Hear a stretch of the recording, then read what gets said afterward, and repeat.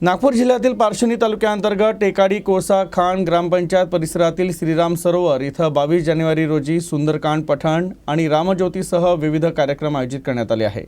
तर या सर्व कार्यक्रमाची जोरदार तयारी सुरू आहे। नागपूर जिल्ह्याच्या पारशिवनी तालुक्यातील टेकाडी कोळसा खाण परिसरातील श्रीराम सरोवर परिसरात प्रभू श्रीराम थांबले होते अशी आख्यायिका आहे।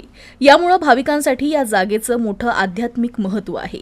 यातच 22 जानेवारी रोजी अयोध्या इथं होत असलेल्या प्राण प्रतिष्ठा कार्यक्रमाच्या अनुषंगानं या ठिकाणी देखील धार्मिक कार्यक्रम आयोजित करण्यात आले असून त्याची जोरदार तयारी सुरू झाली आहे।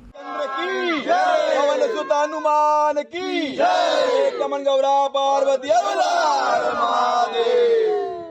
सर्वप्रथम मैं सभी कार्यसेवक बंधु जो राम जन्मभूमि कार्यसेवा में शहीद हुए थे उनको नमन करता हूँ और अपना सौभाग्य समझता हूँ कि हम अपने इस जीवन में राम मंदिर का निर्माण होते हुए देख रहे हैं।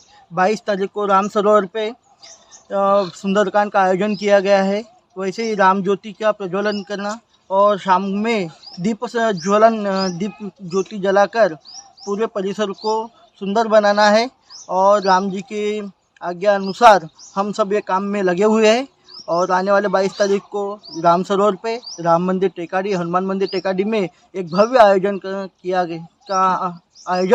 करने वाले हैं। राम सरोवर जे आहे वाल्मिकी रामायणाच्या आख्यायिकेनुसार इथे जेव्हा रामप्रभू वनवासामध्ये आले होते तेव्हा त्यांनी इथे येता येता खूप मोठं जंगल होतं आणि तेव्हा इथे येऊन त्यांनी थोडा विश्रांती केली होती आणि माता सीतेने इथे आंघोळसुद्धा केली होती। म्हणून हा राम सरोवराचे पाणी कधी आटत नाही अशी रामायणामध्ये आख्यायिका आहे।